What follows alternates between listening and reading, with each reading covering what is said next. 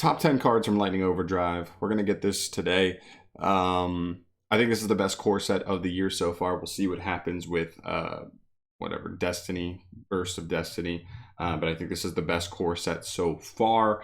There's a lot of good cards in the set, not a ton of great, amazing. No, there's a handful. There's a handful of great cards in the set. We'll hit those today. But I guess we might as well get started with the honorable mentions real quick. Black Eyes, the Planner Patrol Sea Guide. I love the name they changed to him to, by the way.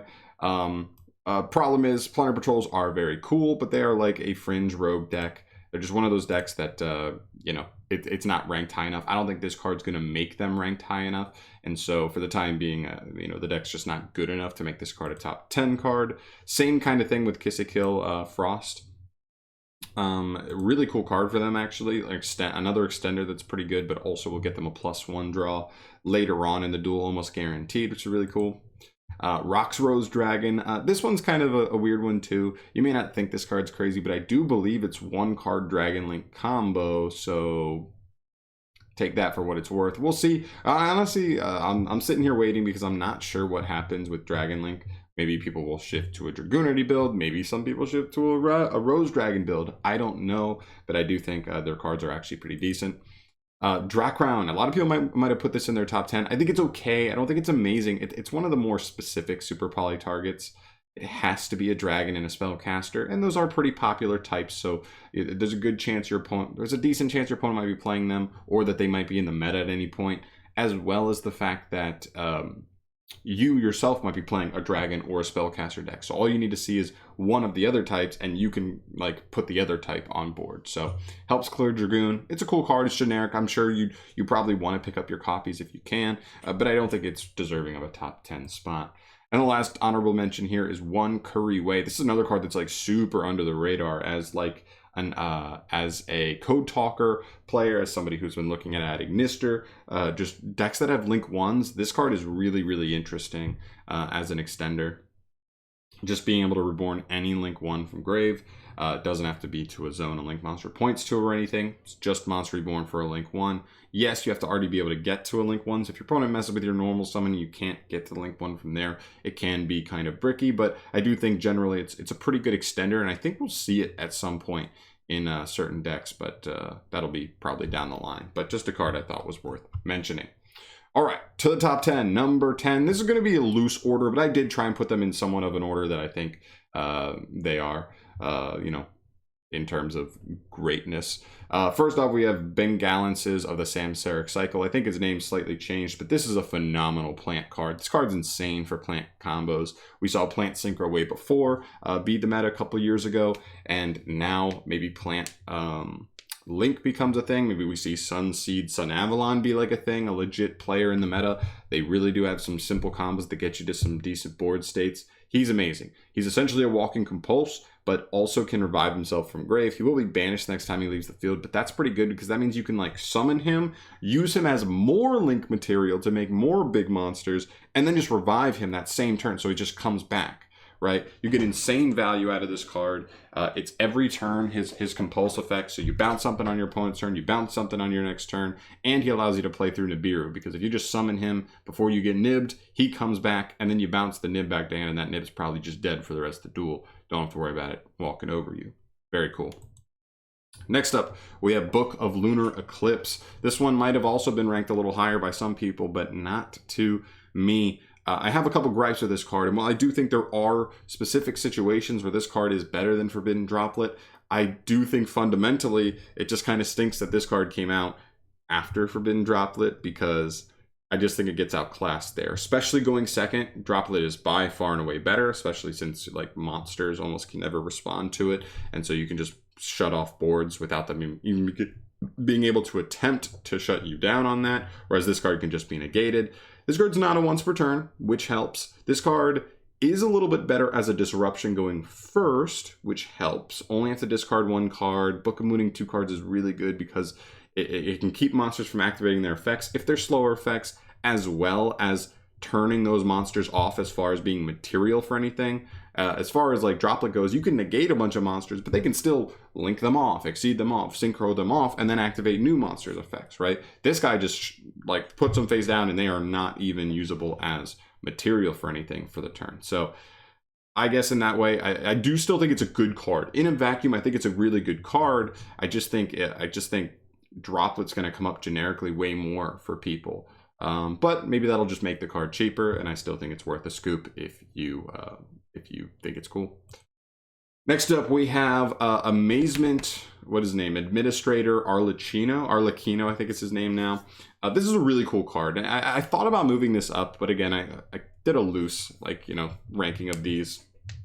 He's great for trap decks. Any deck that inherently gets access to its own traps to trigger him, this guy is very, very good because he's a big body on board. He has potential removal, and he is a walking disruption. So I think in all three categories, he is just great. He allows like certain trap decks that aren't great at applying pressure. I think of like Altergeist, Trap Tricks, you know what I mean? Stuff like that. Maybe even Subterrors. It's a great assisting engine, and he is like the centerpiece of that engine to allow those decks to still be able to apply more pressure and still just get disruption out of it, which is really cool. So he's splashable, and I think that helps him out a lot. Definitely interested in these cards. Next up, we have Bear Bloom, the Bison Blossom Bear. I don't remember this thing's name. It's Bear Bloom, something of the Tri Brigade. This card is going to make pure Tri Brigade a whole nother level better. I think the deck was already playable. It's been a rogue deck for us the last couple months. Once people learned that you didn't have to play Lyraless Tri Brigade, you didn't have to play Bird Up, you could play a pure build. But the pure build doesn't really as consistently get to their trap card, Tri Brigade Revolt. The card is insane. It summons like as many Beast Warrior, and Winged Beast monsters from Banish or Grave, and then just like perform a link summon with them. It's really cool. Just lets you make Shuraiga on your opponent's turn. Shuraiga is a very powerful disruption and then a float, and that's insane. So this card gives you accessibility of searching Revolt. That is extremely good for the archetype. It's a good card. It's a 1 of or a 2 of in the pure build. It's probably a 1 of in the more combo builds. Next up, we have Blood Rose Dragon, or I guess the new name is Ruddy Rose Dragon. Son. That name's awful. But I still think this is an amazing generic card. I'm not exactly sure the best way people will attempt to use this, but like I said, Rose Dragons earlier with Roxor was like, I think Rose Dragon stuff is being slept on. It could be the future of Dragon Link. I wouldn't put my money on it, but you never know. Things come out of, I'll leave that up to the actual, Dragon Link, theory mind people. They'll figure it out. But this card is insane. If you could summon it on as a quick move on your opponent's turn, you'll be able to shuffle back all cards in grave. And if you used the new plant girl that allows you to do the quick synchro, if you used her to do it, you then would be able to destroy all other cards on the field except for itself as well. That is an insane disruption, right? Wipe every card on board and every card in grave. The only downside, it does wipe your own graveyard, but that's, you got to take some bad with the good because the ceiling of this card is ridiculous. So, yeah, really cool card, really powerful. I wouldn't be surprised if we see it somewhere. It almost has like a Trishula feel to it. But we'll see where it comes up. I just think it's a generically amazing synchro monster, and I'm sure we'll see it somewhere down the line. All right, next up, no, he's not Don Mari. He is Dark Infant. That's right, Dark Infant at Ignister. This card is insane. Couple reasons this card kind of came up here over some of the other ones. You could say like the Bear Bloom, because like that deck's already good, but I think this card is going to like think of the last time you saw Ad Ignister perform competitively in the TCG format. Never really. I mean, really. This card by itself is going to skyrocket that deck all the way up to at least like top level rogue, maybe tier 2, and I even think it has a decent chance of being tier 1. It depends how willing the TCG is going to be to playing this deck. It is a little bit expensive, but we'll see. This card's amazing. It searches the field spell, but it's not like searching Salamangreat Sanctuary. This field spell actually extends you like out the booty hole, so you have a ton of 1-card combos. You have like really powerful 2-card combos, And I think this deck is a legitimate player immediately, just solely because of this card. Next up, Line of the Light Charmer. This one's just simple, right? We have the other, we have all of the 4 like elementals: earth, fire, water, and wind, but we don't have light and dark. We finally get light here. This is now the best Charmer, easily. It's not that close, I think, with stuff like Drytron, with stuff like Dogmatica, right? Even Invoked. I mean, if you can out a Makaba, this just revives a Makaba to your field.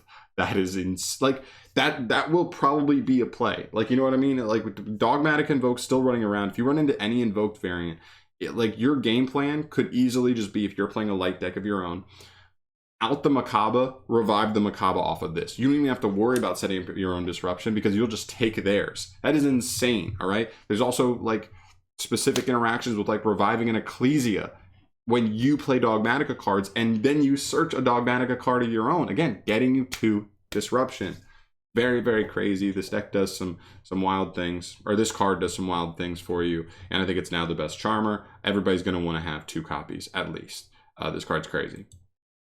Next up, Drytron, Mu Beta, Fafnir. We know this card's crazy. We've been talking about this card for months, about how Ben 10 got banned, and, you know, that was a problem. We also saw Union Carrier get hit, and that hurt Drytron a lot. It actually hasn't been performing that well. It's actually had a couple of tops here and there, even without, but we all knew when this card and another card we'll talk about in 2 spots, that the deck was going to be competitive again. Shocker, it is. And this card sits at number 3 because of that, because it's a huge part. This card's crazy. Number 2, Scrap Raptor. This card is insane. It's a common in the set, which is really awesome for me. I know some people won't like that because it takes away value from the set, because it's going to be so cheap. But for all the budget players out there, I know a lot of people were looking forward to this card, so good for them. This helps dinosaurs or certain builds of it. This helps Orcus. This helps potentially Spiral to play, right? There are multiple decks. This could even be an insane card potentially in Earth Machine. This card's not a machine. It is a dinosaur, but it does get you to other Earth Machines, gets you to Scrap Recycler, which can send some stuff. I don't know exactly all the synergy there, but I did want to, throw it out there. So that's really cool. This card just fits into multiple different strategies. Even pure scraps could be a thing because of this guy. We'll just have to wait and see. And of course, number 1 on the list, Diviner of the Herald. There were a couple cards that I thought about putting here, but I just thought she, I don't know. I think this card's crazy. I honestly couldn't believe it the first time I read this card, because I think she was a jump promo in the OCG. So when I read her, I was like, most of the jump promos are like, but not great. And this card blew the socks clean off my toes. This thing was insane. It sends fairies from extra deck or deck to grave, so that includes stuff like Eva. That also includes stuff like Herald of the Arclight to get free searches. So that's a search, and then it increases its level by the level of the monster sent. So then it makes its level high enough to then be tributed for ritual summons in a lot of cases. Then when it is tributed, you could just summon any level 2 or lower fairy from hand or deck. That also is insane because it doesn't negate the effects of the monster summon, so you get even more resources from then on. Madness. This card is crazy, and it's not even just insane for ritual decks. It's actually insane in like other decks too, so just keep an eye on that. This card is crazy. Keep an eye on it because it could be easily banned in the future, but while it's legal, have at it, kids. It's going to be crazy. But yeah, that's going to do it for me today, guys. Really quick, scrolling back on the top 10, Diviner of the Herald, Scrap Raptor, Mu Beta Fafnir, Line of the Light Charmer, Dark Infant Adignister, Muddy Rose Dragon, or Ruddy Rose Dragon, Bear Bloom, Tri Brigade, Arlecchino from Amazement, Book of Lunar Eclipse, and Ben Gallantses of the Samsaric Cycle. That's going to do it for me here today, guys. Let me know in the comment section down below what you agree with, disagree with. Do you think some things should be changed around as far as top 10 cards from this set? Now, keep in mind, I'm not really talking specifically about money or anything like that, like not like chase cards, obviously. I mean, maybe that's not even too far off. You got Mu Beta Fafnir and Diviner in the top 3. But I don't know. Let me know your thoughts down below on the list. I'd love to hear what you guys are thinking, what you guys are looking forward to from this set, what's the best, and I'll catch you in the next one. Thanks so much for watching. Peace.